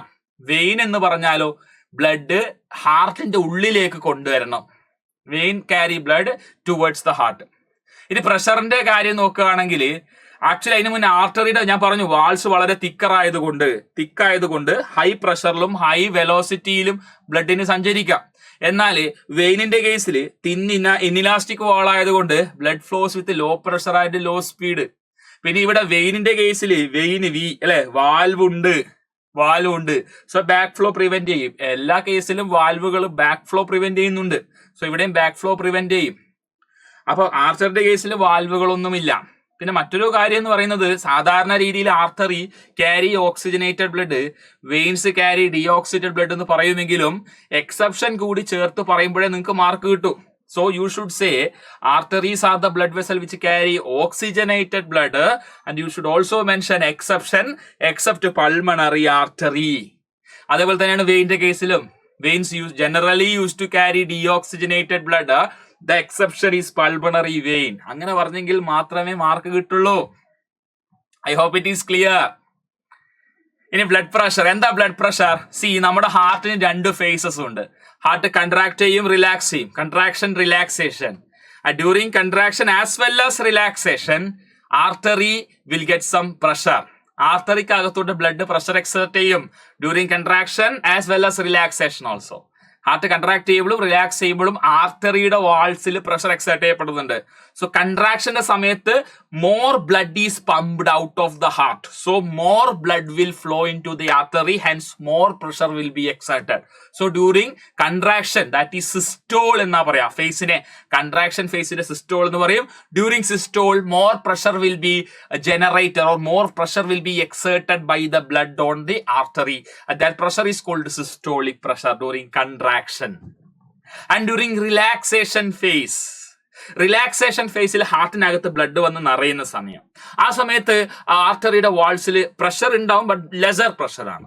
So that is diastolic pressure. Diastole relaxation ഫേസിൽ ഉണ്ടാകുന്ന pressure diastolic pressure. So simply പറഞ്ഞു കഴിഞ്ഞാൽ പ്രഷർ നോക്കുമ്പോൾ 2 പ്രഷർ വാല്യൂ നോക്കണം, systolic pressure and diastolic pressure. So pressure exerted by blood on walls of blood vessels ആണ് blood pressure. So normal value എന്ന് പറയുന്നത് 120/80 mmHg, where 120 is systolic pressure, pressure of blood on walls of artery during the ventricular contraction or heart contraction. And 80 mmHg is the diastolic pressure, the pressure of the blood on the walls of artery during ventricular relaxation. And the device used to measure blood pressure is sphygmomanometer. Nowadays, digital BP apparatus are also available, which is used to measure the blood pressure of the patient. അപ്പോൾ blood pressure measure ചെയ്യേണ്ട ഡിവൈസിന്റെ പേര് sphygmomanometer. Then blood components. So നമ്മൾ blood എടുത്തു കഴിഞ്ഞാൽ ബ്ലഡിലെ components എന്തൊക്കെ? ബ്ലഡിലെ 45% blood cells ആണ്, 55% പ്ലാസ്മയാണ്. Plasma ആണ് 55% majority content. Fluid part of the blood ആണ്. പ്ലാസ്മ എന്ന് പറയുന്നത്. അതിൽ ഹോർമോൺസും ഇലക്ട്രോലൈറ്റും വേസ്റ്റ് പ്രൊഡക്റ്റും ഗ്യാസസും ഒക്കെ ഉണ്ട്. ഹോർമോൺസ് എന്ന് പറയുക പിന്നെ ഹോർമോൺസ് ഉണ്ട്, അതുപോലെ തന്നെ പ്രോട്ടീൻസും ഉണ്ട് കേട്ടോ. പ്ലാസ്മയിൽ പ്രോട്ടീൻസ് ഉണ്ട്, വെരി ഇമ്പോർട്ടന്റ് ആണ്. പ്ലാസ്മ പ്രോട്ടീൻസ് ആണ് albumin, globulin, fibrinogen. Albumin AGF എന്ന് ആലോചിച്ചാൽ മതി. KGFന്റെ കെ കട്ട് ചെയ്യുക, A വെച്ച് കൊടുക്കുക. AGF albumin, globulin, fibrinogen. പിന്നെ പ്ലേറ്റ്ലെറ്റ് ബ്ലഡ് സെല്ലാണ്. പ്ലേറ്റ്ലെറ്റ് ആയാലും RBC ആയാലും വൈറ്റ് ബ്ലഡ് ആയാലും ബ്ലഡ് സെൽസ് ആണ്. 45% ആണ് ബ്ലഡ് സെൽസ് ഉള്ളത്. അതിൽ RBC റെഡ് ബ്ലഡ് സെൽസിനെ അല്ലെങ്കിൽ റെഡ് ബ്ലഡ് കോർപ്പസെൽസിനെ എറിത്രോസൈറ്റ്സ് എന്ന് വിളിക്കും. അതിൽ ഹിമോഗ്ലോബിൻ ഉണ്ട്, റെഡ് കളർ ആണ്, ഓക്സിജൻ ക്യാരിങ് കപ്പാസിറ്റി ഒക്കെ ഉള്ള ആളാണ്. ഓക്കെ, അതാണ് അതിന്റെ function, transportation of respiratory gases. ഇനി വൈറ്റ് ബ്ലഡ് സെല്ലിന് പ്രത്യേകിച്ച് ഷേപ്പും കാര്യങ്ങളും അമീബോയിഡ് ഷേപ്പാണ്, പ്രത്യേകിച്ച് ഷേപ്പും കാര്യങ്ങളൊന്നുമില്ല. ഇമ്മ്യൂണിറ്റിക്ക് സഹായിക്കുന്നതാണ്, രോഗാണുക്കളെ നശിപ്പിക്കുന്നു. പ്ലേറ്റ്ലെറ്റ് എന്ന് പറയുന്നത് ഇറ്റ്സ് ത്രോംബോസൈറ്റ്. വൈറ്റ് ബ്ലഡ് സെല്ലിനെ ല്യൂക്കോസൈറ്റ് എന്ന് വിളിക്കാറുണ്ട് കേട്ടോ. This is platelet called thrombocyte. Blood ക്ലോട്ടിങ്ങിന് സഹായിക്കുന്നു. ലിംഫ് എന്താണെന്ന് ഞാൻ നേരത്തെ പറഞ്ഞു. ലിംഫ് ബ്ലഡിൽ നിന്ന് ഫോം ചെയ്യുന്നത് തന്നെയാണ് കേട്ടോ. ബ്ലഡിലെ പ്ലാസ്മ ടിഷ്യൂ ഫ്ലൂയിഡായി, ദെൻ ടിഷ്യൂ ഫ്ലൂയിഡ് ആണ് പിന്നീട് ലിംഫായി മാറുന്നത്. So lymph colourless tissue fluid ആണ്. Mostly consist of white blood cell. അതിൽ വൈറ്റ് ബ്ലഡ് സെൽസ് ആണ് ഉള്ളത്. അതിന്റെ ഫംഗ്ഷൻ എന്ന് പറഞ്ഞാൽ ക്യാരി ഡൈജസ്റ്റഡ് അബ്സോർബ്ഡ് ഫാറ്റ് ആണ്. നമുക്കറിയാം ലിംഫ് അബ്സോർബ് ചെയ്യാൻ എന്തിനാണ്? ഫാറ്റിനെയാണ്, അല്ലെ ഫാറ്റി ആസിഡ്, ഗ്ലിസറോൾ. ഫാറ്റിന്റെ ഡൈജസ്റ്റിന് ശേഷമുള്ള സാധനങ്ങളെ കൊണ്ടുപോകുന്ന ആളാണ് ലിംഫ് എന്ന് പറയുന്നത്. അത് അവസാനം എങ്ങോട്ട് തന്നെ പോകും? അതിൽ ബ്ലഡിലേക്ക് തന്നെ പോകും കേട്ടോ. ലിംഫ് അവസാനം ബ്ലഡിലേക്ക് തന്നെ പോകും. Drains excess fluid from extracellular space back to the blood. Extracellular space, നമ്മുടെ സെല്ലുകൾക്കിടയിലുള്ള സ്പേസിലുള്ള എക്സ്ട്രാ ആയിട്ടുള്ള ഈ ടിഷ്യൂ ഫ്ലൂയിഡിനെയൊക്കെ കൊണ്ടുപോകാൻ സഹായിക്കുന്ന ലിംഫാണ് ആക്ച്വലി. ദെൻ സർക്കുലേറ്ററി സിസ്റ്റം നമ്മുടെ ബോഡിയിൽ ഡബിൾ സർക്കുലേഷൻ ആണ്. കാരണം 2 തവണ ഹാർട്ടിലേക്ക് ബ്ലഡ് വരുന്നുണ്ട്. സിസ്റ്റമിക്കും പൾമണറി സർക്കുലേഷനും ആണെന്ന് നിങ്ങൾക്ക് അറിയാം അല്ലെ. ഇനി നമുക്ക് ജസ്റ്റ് നോക്കിക്കഴിഞ്ഞാൽ നമ്മുടെ സർക്കുലേഷനിൽ പൾമണറി സർക്കുലേഷൻ ഇൻവോൾവിംഗ് ലങ്സ് ആണ്. അവിടെ സ്റ്റാർട്ട് ചെയ്യുക ലെഫ്റ്റ് വെൻട്രിക്കിളിൽ സ്റ്റാർട്ട് ചെയ്ത് പൾമണറി ആർട്ടറി വഴി ഡിയോക്സിജനേറ്റഡ് ബ്ലഡ് ലങ്സിലേക്ക് പോയി ഓക്സിജനേറ്റഡ് ആയതിനു ശേഷം പൾമണറി വെയിനിലൂടെ നേരെ ലെഫ്റ്റ് ഏട്രിയത്തിലേക്ക് വരും. സോ റൈറ്റ് വെൻട്രിക്കിളിൽ തുടങ്ങി ലെഫ്റ്റ് ഏട്രിയത്തിൽ അവസാനിക്കുന്ന സർക്കുലേഷൻ ആണ് pulmonary circulation, where lungs is involved. ഇനി രണ്ടാമത്തത് സിസ്റ്റമിക് ആണ്. ബോഡി പാർട്സ് അല്ലെങ്കിൽ നമ്മുടെ ബോഡി പാർട്സ് ഇൻവോൾവ് ചെയ്യുന്നതാണ് സിസ്റ്റമിക് എന്ന് പറയുന്നത്. It starts from left ventricle. Left ventricle oxygenated blood aorta വഴി നമ്മുടെ ബോഡിയുടെ എല്ലാ ഭാഗത്തേക്കും വന്ന് ഡിയോക്സിജനേറ്റഡ് ആയതിനു ശേഷം വെന കേവ വഴി റൈറ്റ് ഏട്രിയത്തിലേക്ക് എത്തുന്ന സർക്കുലേഷൻ ആണ് സിസ്റ്റമിക് എന്ന് പറയുന്നത്. So it starts from left ventricle and ends in right atrium. So ആ ഒരു സർക്കുലേഷനിൽ ബോഡി പാർട്സ് ഇൻവോൾവ് ചെയ്യുന്നുണ്ട്. That is systemic circulation. So pulmonary and systemic circulation നമ്മുടെ ബോഡിയിൽ ഉള്ളത് കൊണ്ട് നമ്മുടെ ഹാർട്ടിലേക്ക് 2 times ബ്ലഡ് ഫ്ലോ ചെയ്യുന്നുണ്ട്. സോ അതുകൊണ്ട് തന്നെയാണ് ഡബിൾ സർക്കുലേഷൻ എന്ന് വിളിക്കുന്നതും. സോ നമ്മുടെ അതിന് ആംഫീബിയൻസിന്റെയും റെപ്റ്റൈൽസിന്റെയും കേസ് ജസ്റ്റ് ഒന്ന് പറഞ്ഞു പോവാം. ആംഫീബിയൻസിന്റെയും റെപ്റ്റൈൽസ്, നമ്മുടെ തവളയുടെ ഒക്കെ കേസ് നോക്കുകയാണെങ്കിൽ 3 chambered ഹാർട്ട്. ആംഫീബിയൻ ആണ്, 3 chambered ഹാർട്ട് ആണ്, ഡബിൾ സർക്കുലേഷൻ നടക്കുന്നുണ്ട്. 3 chamber എന്ന് പറയുമ്പോൾ ഇവിടെ നമുക്ക് 2 ഏട്രിയവും 1 വെൻട്രിക്കിൾ, 2 ഏട്രിയവും 1 വെൻട്രിക്കിൾ. അവിടെ മിക്സിംഗ് ആക്ഷൻ സംഭവിക്കുന്നുണ്ട്. ഓക്സിജനേറ്റഡ് ബ്ലഡും ഡിയോക്സിജനേറ്റഡ് ബ്ലഡും എന്ത് ചെയ്യും? മിക്സ് ചെയ്യും വെൻട്രിക്കിളിൽ വെച്ചിട്ട്. ഏട്രിയത്തിൽ വെച്ചിട്ട് സെപ്പറേറ്റഡ് ആവുന്നുണ്ടെങ്കിലും വെൻട്രിക്കിളിൽ വെച്ചെത്തുന്ന സമയത്ത് അവര് മിക്സ് ചെയ്യുന്നുണ്ട് എന്നുള്ളത് ഓർത്തു വെക്കുക. എന്ത് മിക്സിംഗ് ആക്ഷൻ സംഭവിക്കുന്നതുകൊണ്ട് വലിയ പ്രശ്നമില്ല. കാരണം ഇവർക്ക് എനർജി റിക്വയർമെന്റ് കുറവാണ്. Okay, do not use to maintain body temperature. കണ്ട, energy these animal does not use energy to maintain body temperature. അതുകൊണ്ട് 3 chambered ഹാർട്ട് ആയതുകൊണ്ട് ഇവർക്ക് പ്രശ്നമില്ല. ഇനി നമ്മളിപ്പോ ഫിഷസിന്റെ കേസിലേക്ക് വരുമ്പോൾ 2 chambered ഹാർട്ട് ആണ്. അവിടെ ഡബിൾ സർക്കുലേഷൻ ഇല്ല, സിംഗിൾ സർക്കുലേഷൻ ആണ്. Single circulation. അപ്പോൾ അവിടെ നിങ്ങൾ നോക്കിക്കഴിഞ്ഞാൽ കാണാൻ വേണ്ടി സാധിക്കുന്നത് എന്താ, അവിടെ ഗിൽസ് എന്ന് പറയുന്ന ഒരു സ്ട്രക്ചർ ഉണ്ടല്ലോ, റെസ്പിറേറ്ററി സ്ട്രക്ചർ. അപ്പൊ ഗിൽസിലെ ബ്ലഡ് സപ്ലൈ, അവിടെ ഒരുപാട് ബ്ലഡ് കാപ്പിലറീസ് ഇങ്ങനെ പോകുന്നുണ്ട് അല്ലെ, ഗിൽസിൽ ബ്ലഡ് കാപ്പിലറീസ് ഇങ്ങനെ പോകുന്നുണ്ട്. അപ്പോൾ അവിടെ വെച്ചിട്ടാണ് ഗ്യാഷ്യസ് എക്സ്ചേഞ്ച് സംഭവിക്കുക. അപ്പൊ ഫിഷസ് നമുക്കറിയാം, ഫിഷസ് അത് വായ തുറന്നുകൊണ്ട് വെള്ളം ഓക്സിജൻ ഡിസോൾവ് ഓക്സിജൻ കണ്ടന്റിൽ വെള്ളം ഇങ്ങനെ ഉള്ളിലേക്ക് എടുത്ത് അവിടെ വെച്ചിട്ടാണ് ഗ്യാഷ്യസ് എക്സ്ചേഞ്ച് ഒക്കെ സംഭവിക്കുക. അപ്പൊ ഇവിടെ സിംഗിൾ സർക്കുലേഷൻ ആണ്, 2 chambered ഹാർട്ട് ആണ് ആർക്കുള്ളത്? നമ്മുടെ ഫിഷസിനുള്ളത്. ഒരു ഏട്രിയവും 1 വെൻട്രിക്കിളും, അല്ലാതെ വേറെ കോംപ്ലക്സ് ആയിട്ടുള്ള സംഗതികളും കാര്യങ്ങളും ഒന്നും എവിടെ ഇല്ല, ഫിഷസിലില്ല. ഇനി പ്ലാന്റ്സിന്റെ ട്രാൻസ്പോർട്ടേഷനിലേക്ക് വരുന്ന സമയത്ത് സൈലം ഫ്ലോയം ആണ് ഓർത്ത് വെക്കേണ്ടത്. Xylem meant for the transportation of water mineral okay from root to all part of the plant അല്ലെ. വെള്ളത്തെ കൊണ്ടുപോകാൻ മിനറൽസിനെ കൊണ്ടുപോകാൻ സഹായിക്കുന്നു. ഡയറക്ഷൻ ഓർത്ത് വെക്കുക, യൂണി ഡയറക്ഷണൽ ആണ്. ഇനി എന്തൊക്കെ ഫാക്ടേഴ്സ് ആണ് ട്രാൻസ്പോർട്ടേഷൻ സഹായിക്കുന്നത്? ഒന്ന് ട്രാൻസ്പിരേഷൻ പുള്ളാണ്. അത് മുകളിൽ നിന്ന് ട്രാൻസ്പിരേഷൻ സംഭവിക്കുന്ന അനുസരിച്ചിട്ട് ലീഫിൽ നിന്ന് വെള്ളം ഇങ്ങനെ വേപ്പർ ഫോമിൽ പോകുന്ന അനുസരിച്ചിട്ട് അവിടെ പ്രഷർ ഡിഫറൻസ് ക്രിയേറ്റ് ചെയ്യും. താഴെയുള്ള വെള്ളം മുകളിലേക്ക് വലിഞ്ഞു പോവുക, പുള്ള് ചെയ്ത് പോകുന്ന അവസ്ഥ ഉണ്ടാവും. It pulls the water column upward as there is a continuous loss of water from the leaf. പിന്നെ റൂട്ട് പ്രഷർ ഉണ്ട്, അത് ഓസ്മോട്ടിക് പ്രഷർ ഡിഫറൻസ് ആണ്, വാട്ടർ പ്രഷറിന്റെ ഡിഫറൻസ് കൊണ്ട് അല്ലെ. Osmotic pressure in the root which cause sap to rise in the plant, മുകളിലേക്ക് വലയാൻ സഹായിക്കും. അതുപോലെ തന്നെ അഡ്ഹീഷനും കൊഹീഷനും ഉണ്ട്. Adhesion means the force of attraction between two different molecule. ഇവിടെ സൈലത്തിന്റെ വാൾസിലെ മോളിക്യൂളും വാട്ടർ മോളിക്യൂളും തമ്മിൽ ഒരു അട്രാക്ഷൻ ഉണ്ട്. ആ അട്രാക്ഷൻ വഴി വെള്ളം മുകളിലേക്ക് പോകും. And cohesion also, cohesion means same മോളിക്യൂൾസിന്റെ ഇടയിൽ ഉണ്ടാകുന്ന അട്രാക്ഷൻ. സോ ഒരു വാട്ടർ മോളിക്യൂൾ മറ്റൊരു വാട്ടർ മോളിക്യൂളിനെ അട്രാക്ട് ചെയ്യും. അപ്പോൾ ഒരു വാട്ടർ മോളിക്യൂൾ മുകളിലേക്ക് വരുന്ന സമയത്ത് ഓട്ടോമാറ്റിക്കലി താഴെയുള്ള വാട്ടർ മോളിക്യൂളിന് മുകളിലേക്ക് വരാനുള്ള ഒരു ടെൻഡൻസി അവിടെ ക്രിയേറ്റ് ചെയ്യപ്പെടും. Then phloem. ഫ്ലോയം ഫുഡിനെ ട്രാൻസ്ലോക്കേറ്റ് ചെയ്യാണ്. അതായത് ഇലകൾ ഫുഡ് ഉണ്ടാക്കും, ആ ഫുഡ് ഫ്ലോയത്തിലൂടെ മറ്റെല്ലാ ഭാഗങ്ങളിലേക്ക് എത്തുന്നു. അതാണ് ട്രാൻസ്ലൊക്കേഷൻ എന്ന് പറയുന്നത്. Transport of food through phloem is called translocation. Translocate sugar, amino acid, protein and other ions. ATP is used, energy needed ആണ്, is used to transport sugar from leaf to phloem. Flow is bidirectional, രണ്ട് ഡയറക്ഷനിലേക്ക് പോകും. സൈലത്തിന്റെ കേസിൽ യൂണി directional, ഇവിടെ bidirectional. Differences പഠിക്കണം. ഇവിടെ osmotic pressure helpful ആണ്. കാരണം എന്ന് വെച്ച് കഴിഞ്ഞാൽ ഇത് നമ്മുടെ സീവ് ട്യൂബ് എന്ന് പറയുന്ന സംഭവമുണ്ട്. സീവ് ട്യൂബ്, പിന്നെ അതുപോലെ കമ്പാനിയൻ സെൽ, ഇതിന്റെ ഭാഗങ്ങളാണ്. അപ്പോൾ സീവ് ട്യൂബിനകത്തേക്കാണ് ഈ സുക്രോസ് എന്ന് പറയുന്ന സാധനമാണ് കയറേണ്ടത്. ലീഫ് ഗ്ലൂക്കോസ് ഉണ്ടാക്കി അത് സ്റ്റാർച്ചായി മാറി സുക്രോസ് ആയി മാറും. ഈ സുക്രോസ് ആണ് ഫ്ലോയത്തിനകത്ത് കയറുക. അപ്പോൾ ഒരുപാട് സുക്രോസ് നിറയുമ്പോൾ ഓട്ടോമാറ്റിക്കലി അവിടെ പ്രഷർ കൂടുകയും സൈലത്തിൽ നിന്നുള്ള വെള്ളം അതിനകത്തേക്ക് കയറാൻ സാധ്യതയുണ്ട്. അങ്ങനെയാണ് കണ്ടക്ഷൻ നടക്കുന്നത് ശരിക്കും. അപ്പോൾ osmotic pressure is responsible for the transfer of substance from phloem to tissues. അപ്പോൾ നമുക്ക് ഈ ഫുഡ് എന്ന് പറയുന്നത് ഇത് ഫ്ലോയത്തിൽ തന്നെ ഉണ്ടാവില്ല. ഫ്ലോയത്തിൽ നിന്ന് മറ്റു പല ഭാഗങ്ങളിലേക്ക് സ്റ്റോർ ചെയ്യപ്പെടും. ഫ്രൂട്ട്സിലേക്ക്, റൂട്ട്സിലേക്ക്, സ്റ്റെമ്മിലേക്ക്, പ്ലാന്റ്സിന്റെ മറ്റെല്ലാ ഭാഗങ്ങളിലും ഫുഡ് എന്ത് ചെയ്യുന്നുണ്ട്, സ്റ്റോർ ചെയ്ത് വെക്കുന്നുണ്ട്. സോ അങ്ങനെ സ്റ്റോർ ചെയ്ത് വെക്കാൻ സഹായിക്കും. അതിനാണ് തന്നെയാണ് നമ്മൾ ട്രാൻസ്ലൊക്കേഷൻ എന്ന് പറയുന്നത്, സഹായിക്കുന്നുണ്ട്. അപ്പോൾ ഇവിടുത്തെ എലിമെന്റ്സ് എന്ന് പറയുന്നത് ഇപ്പൊ കമ്പാനിയൻ സെല്ലാണ് ശരിക്കും പറഞ്ഞാൽ സീവ് ട്യൂബിനെ സഹായിക്കുന്നത്. പിന്നെ സീവ് പ്ലേറ്റ് എന്ന് പറഞ്ഞു കഴിഞ്ഞാൽ ഇവിടെയുള്ള അരിപ്പകളെയാണ് സീവ് പ്ലേറ്റ് എന്ന് പറയാം. ശരിക്കും ഇതിൽ കുറെ ലിവിങ് കമ്പോണൻസ് അല്ല, ഡെഡ് കമ്പോണൻസ് കുറവാണ്. ഫൈബർ ഒക്കെയാണ് ഡെഡ്, ബാക്കിയൊക്കെ ലിവിങ് കമ്പോണൻസ് ആണ്.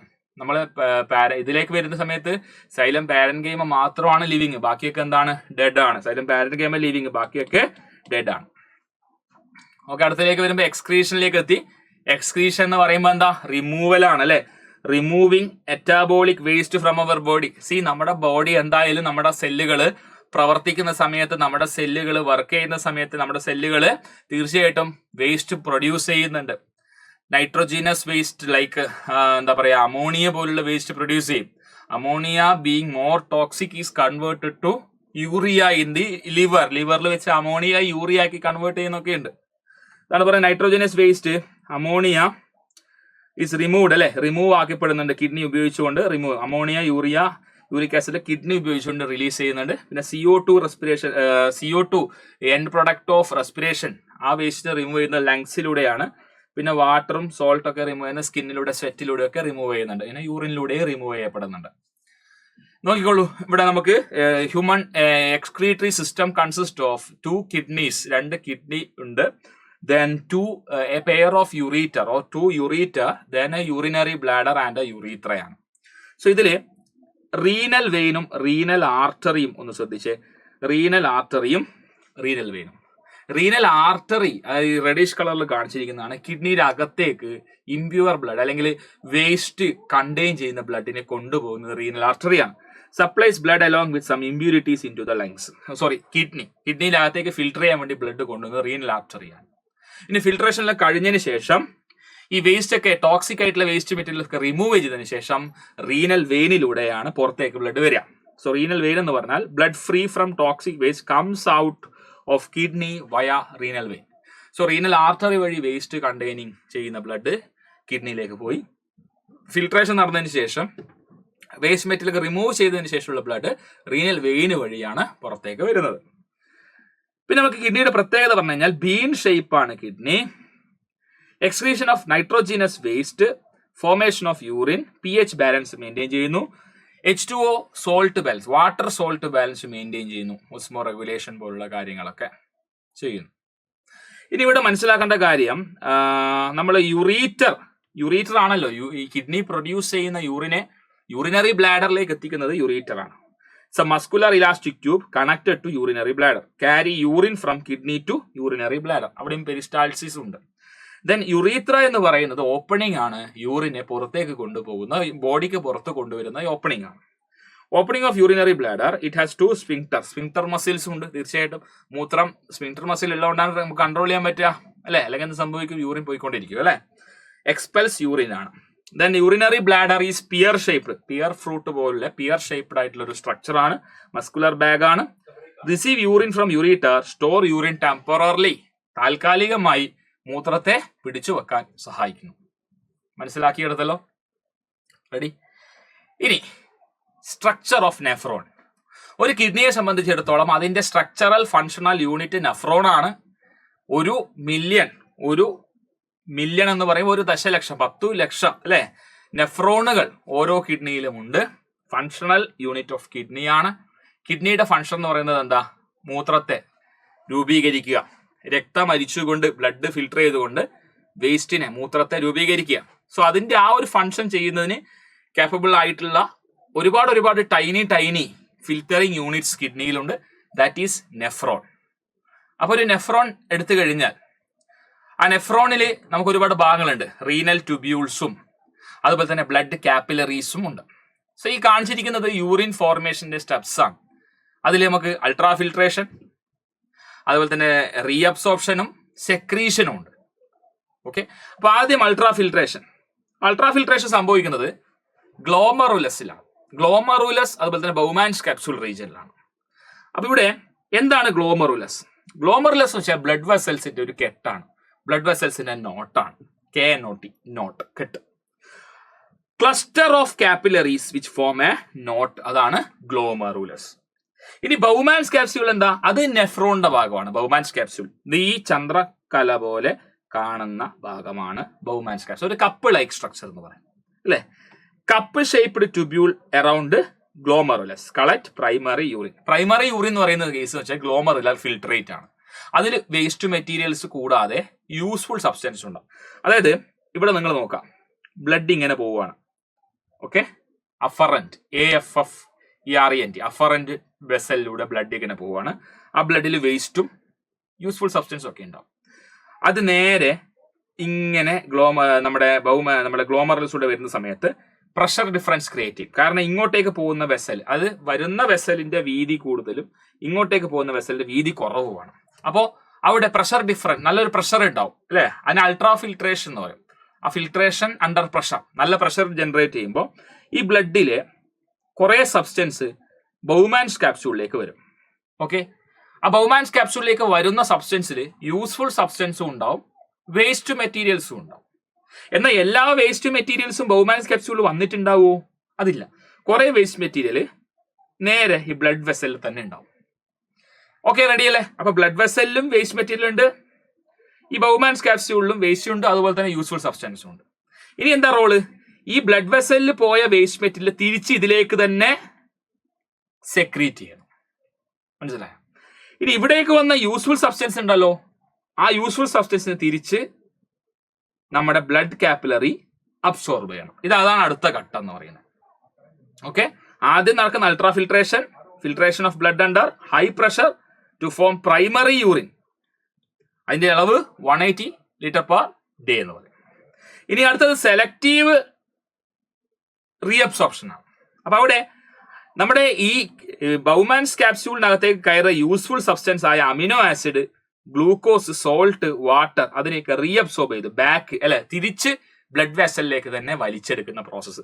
അപ്പൊ ഇതിനകത്തുനിന്നുള്ള അമിനോ ആസിഡ്, അതൊക്കെ വേസ്റ്റ് അല്ല, യൂസ്ഫുൾ ആയിട്ടുള്ള സാധനമാണ്. അമിനോ ആസിഡ്, ഗ്ലൂക്കോസ്, സോൾട്ട്, ഇതിനൊക്കെ വലിച്ചെടുക്കുന്ന പ്രോസസ്സാണ്.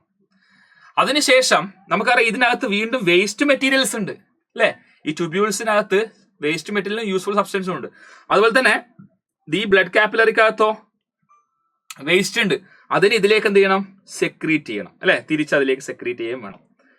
പിന്നെ റീനൽ ട്യൂബ്യൂൾ എന്ന് പറഞ്ഞാൽ long tubule with coiled and looped region processes the primary urine and forms final urine. അപ്പൊ പ്രൈമറി യൂറിൻ അല്ലെങ്കിൽ ഗ്ലോമറുലർ ഫിൽട്രേറ്റിൽ നിന്ന് യൂസ്ഫുൾ ആയ സബ്സ്റ്റൻസിനെ ബ്ലഡ് വെസലിൽ കൊടുക്കുക, ബ്ലഡ് വെസലിൽ എന്തെങ്കിലും വേസ്റ്റിന് ബാക്കിയുണ്ടെങ്കിൽ തിരിച്ച് ട്യൂബ്യൂളിലേക്ക് തന്നെ എടുക്കുക. അതിനുശേഷം ഫൈനൽ യൂറിൻ ഫോം ചെയ്യുന്നതാണ് റീനൽ ട്യൂബ്യൂളിന്റെ ഡ്യൂട്ടി എന്ന് പറയുന്നത്. ഇതൊക്കെ റീനൽ ട്യൂബ്യൂളാണ്. ലൂപ്പ് സ്ട്രക്ചേഴ്സ് ഉണ്ട്, കോയിൽഡ് സ്ട്രക്ചേഴ്സ് ഉണ്ട്, അതിൽ തന്നെ നമുക്ക് ബ്രോമാൻസ് ക്യാപ്സ്യൂളും ഇത് PCT proximal convoluted tubule, loop of Henley, distal convoluted tubule ഒക്കെ വരും. ഇനി ട്യൂബുലാർ സെക്രീഷൻ ഉണ്ട്. Renal tubule extract additional nitrogen waste from blood and forms final urine. അതായത് ബ്ലഡ് വെസലിൽ എന്തെങ്കിലും അഡീഷണൽ വേസ്റ്റ് ഉണ്ടെങ്കിൽ തിരിച്ചെന്ത് ചെയ്യണം, ഇതിലേക്ക് സെക്രീറ്റ് ചെയ്യണം. അപ്പൊ ഈ സ്റ്റെപ്സ് ഉണ്ട്. ഫസ്റ്റ് അൾട്രാ ഫിൽട്രേഷൻ, റീഅബ്സോർപ്ഷനും അതുപോലെ തന്നെ സെക്രീഷനും വരുന്നുണ്ട്. പിന്നെ അവസാനം റീഅബ്സോർപ്ഷൻ ഓഫ് വാട്ടറും സംഭവിക്കുന്നുണ്ട്. പിന്നെ കളക്ടിങ് ഡക്ട് എന്ന് പറയുന്ന ഈ ഭാഗത്ത് വെച്ചിട്ടാണ് യൂറിൻ ഫൈനലായിട്ട് ഫോം ചെയ്യുക. Duct that receive final urine and concentrates it's. എങ്ങനെ കോൺസെൻട്രേറ്റ് ചെയ്യും, വാട്ടറിന് അബ്സോർബ് ചെയ്ത് കളയും. കളക്ടിങ് ഡക്ട് വാട്ടറിന് അബ്സോർബ് ചെയ്ത് കളയുമ്പോൾ യൂറിനിൽ വാട്ടർ കുറയും, അപ്പോൾ കോൺസെൻട്രേറ്റഡ് ആവും. അപ്പോൾ കളക്ടിങ് ഡക്റ്റിൽ വാട്ടർ യൂറിൻ ഫോർമേഷൻ നടക്കും. അപ്പൊ ഇതൊരു നെഫ്രോണിന്റെ കണക്ടിങ് ഡക്റ്റാണ്. അപ്പൊ ഇതുപോലെ ഇപ്പുറത്ത് നെഫ്രോൺ ഉണ്ടാവും. ഓരോ ഭാഗത്തു നിന്നുള്ള നെഫ്രോണിൽ നിന്നും യൂറിൻ ഇങ്ങനെ കളക്ടിങ് ഡക്റ്റിലേക്ക് വന്നു. കളക്ടിങ് ഡക്റ്റ് ഒക്കെ കൂടി പെൽവിസ്, കിഡ്നിയുടെ പെൽവിസ് റീജിയനിലേക്ക് വന്ന് യൂറീറ്റർ വഴി യൂറിൻ നേരെ യൂറിനറി ബ്ലാഡറിലേക്ക് പോവുകയാണ് ചെയ്യുന്നത്. സോ ഇതാണ് അവിടുത്തെ മെത്തേഡ് എന്ന് പറയുന്നത്. സോ എക്സ്ക്രീറ്ററി പാത്വേ നമുക്ക് ജസ്റ്റ് നോക്കിക്കഴിഞ്ഞാൽ ഒന്ന് ശ്രദ്ധിക്കുക. നമ്മുടെ കിഡ്നി, ഇതാ ഇവിടെ കിഡ്നി ഉണ്ട്. കിഡ്നിക്കകത്തുള്ള നെഫ്രോൺസ് എന്ത് ചെയ്യും, യൂറിനെ ഫോം ചെയ്യിക്കും. യൂറിൻ നേരെ യൂറീറ്റർ വഴി യൂറിനറി ബ്ലാഡർ, ദെൻ യൂറീത്ര, ആ രീതിയിലേക്കാണ് സഞ്ചരിക്കുന്നത്. സോ കിഡ്നിക്കകത്തേക്ക് ബ്ലഡ് കൊണ്ടുപോയി അത് ഫിൽട്ടർ ചെയ്യുന്നുണ്ട്. ഫിൽട്ടർ ചെയ്തതിന് ശേഷമാണ് ബ്ലഡിൽ നിന്ന് യൂറിനെ എന്ത് ചെയ്യുന്നത്, സെപ്പറേറ്റ് ചെയ്തെടുക്കുക. അതാണ് യൂറീട്രയിലേക്ക് പോകുന്നതും യൂറിനറി ബ്ലാഡറിലേക്ക് പോകുന്നതും യൂറീട്രയിലേക്ക് പോകുന്നതും. ക്ലിയർ ആക്കണം, സെറ്റ് ആക്കണം. റെഡി? ദെൻ കിഡ്നി ഫെയിലിയർ വരുന്ന സാഹചര്യത്തിൽ, 2 കിഡ്നിയും ഫെയിൽ ആയി കഴിഞ്ഞാൽ നമുക്ക് രക്ഷയില്ല. ഇപ്പൊ ഒരു കിഡ്നി ഫെയിൽ ആയി കഴിഞ്ഞാൽ നമുക്ക് ജീവിക്കാം, കുഴപ്പമില്ല. 2 കിഡ്നിയും ഫെയിൽ ആയി കഴിഞ്ഞാൽ നമുക്ക് ആർട്ടിഫിഷ്യൽ കിഡ്നി എന്നുള്ളൊരു ഓപ്ഷൻ ആണുള്ളത്. നമ്മുടെ ബ്ലഡ് പ്യൂരിഫൈ ചെയ്യണമല്ലോ. So used during kidney failure. അപ്പൊ ഇവിടെ ഫിൽട്ടേഴ്സ് ബ്ലഡ് വയ ഡയാലിസിങ് ഫ്ലൂയിഡ്. നമുക്ക് ഇവിടെ ഡയാലിസിസ് ചെയ്യാം, അല്ലെങ്കിൽ കിഡ്നി ട്രാൻസ്പ്ലാന്റേഷൻ നടത്തണം. അപ്പൊ ഡയാലിസിസ് എന്ന് പറയുന്ന രീതിയിൽ എന്താ സംഭവിക്കുക, ഒരു മെഷീനിലേക്ക് നമ്മുടെ ബ്ലഡ് നേരെ പാസ് ചെയ്യാം. നമ്മുടെ ആർട്ടറിയിൽ നിന്നുള്ള ബ്ലഡ്, നമ്മൾ ടോക്സിക് ബ്ലഡിനെ നമ്മൾ എന്ത് ചെയ്യുന്നു, നേരെ ഒരു യൂണിറ്റിലേക്ക് പാസ് ചെയ്യുന്നു. അവിടെ വെച്ച് ഡിഫ്യൂഷൻ നടക്കുകയാണ്. ഡയാലിസിങ് ഫ്ലൂയിഡിലേക്ക് ഈ ബ്ലഡിലുള്ള വേസ്റ്റ് മെറ്റീരിയൽസ് ഒക്കെ ഡയാലിസിങ് ഫ്ലൂയിഡിലേക്ക് വരികയാണ്. അങ്ങനെ ബ്ലഡ് പ്യൂരിഫൈ ചെയ്തതിന് ശേഷം തിരിച്ച് നമ്മുടെ ബോഡിയിലേക്ക് പ്രവേശിപ്പിക്കുകയാണ്. അവിടെ റീഅബ്സോർപ്ഷൻ നടക്കുന്നില്ല. At a time singly at a same time എന്ത് സംഭവിക്കുന്നു, ഇവിടുന്ന് നമ്മൾ ബ്ലഡ് എടുത്തു, ടോക്സിക് ബ്ലഡ് ഇങ്ങനെ പോയി ഡയാലൈസർ എന്ന് പറയുന്ന യൂണിറ്റിൽ അവിടെ ഡയാലിസിങ് ഫ്ലൂയിഡ്, ഫ്രഷ് ഡയാലിസിങ് ഫ്ലൂയിഡ് നമ്മൾ കൊടുക്കുന്നു. അപ്പൊ നമ്മുടെ ബ്ലഡിൽ നിന്നുള്ള വേസ്റ്റ് ഒക്കെ ഡയാലിസിങ് ഫ്ലൂയിഡിലേക്ക് പോകുന്നു. ഓക്കെ, അതിനുശേഷം ബ്ലഡിൽ വേസ്റ്റ് റിമൂവ് ആയതിനു ശേഷം നമ്മുടെ ബോഡിയിലേക്ക് തിരിച്ചു കയറ്റുകയാണ് ചെയ്യുന്നത്. അതിനുശേഷം നമ്മൾ നോക്കേണ്ടത്, ഇവിടുന്ന് ഫ്രഷ് ഡയാലിസിങ് സൊല്യൂഷൻ ഇങ്ങനെ പോകുന്ന സമയത്ത് യൂസ്ഡ് ആയിട്ടുള്ള മോശം ഡയാലിസിങ് ഫ്ലൂയിഡ് നമ്മൾ തിരിച്ച് കളക്ട് ചെയ്യുകയും വേണം. ഫ്രഷ് ഡയാലിസിങ് സൊല്യൂഷൻ അല്ലെങ്കിൽ ഡയാലിസൈറ്റ് നമ്മൾ കൊടുക്കുകയും തിരിച്ച് വേസ്റ്റ് ഡയാലിസിങ് ഫ്ലൂയിഡ് കളക്ട് ചെയ്യുകയും വേണം. Only remove waste like urea, uric acid by diffusion.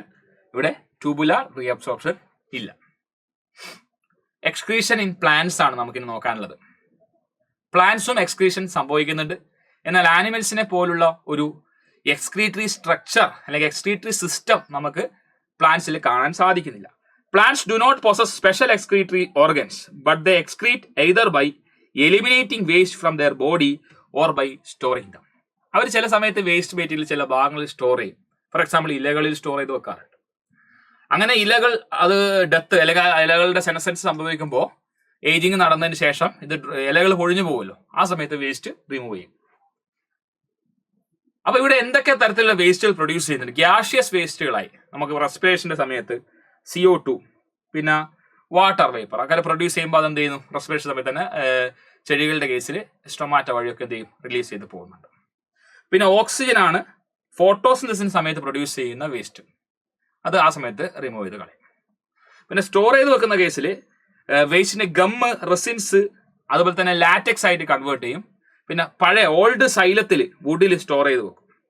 Waste products such as stored in the leaf, bark, fruits are removed by shedding. അല്ലെ, ഇലകളിലും പഴങ്ങളിലും ബാർക്കിലും കട്ടിയുള്ള പുറന്തോലിയിലൊക്കെ സ്റ്റോർ ചെയ്ത് വെക്കുന്ന വേസ്റ്റ് അത് കൊഴിഞ്ഞു പോകുന്ന സമയത്ത്, അല്ലെ, ഇലകൾ കൊഴിഞ്ഞു പോവുക, ബാർക്ക് കൊഴിഞ്ഞു പോവുക, പഴങ്ങൾ വീണ് പോകുന്ന സമയത്ത് ആ വേസ്റ്റ് പോകും.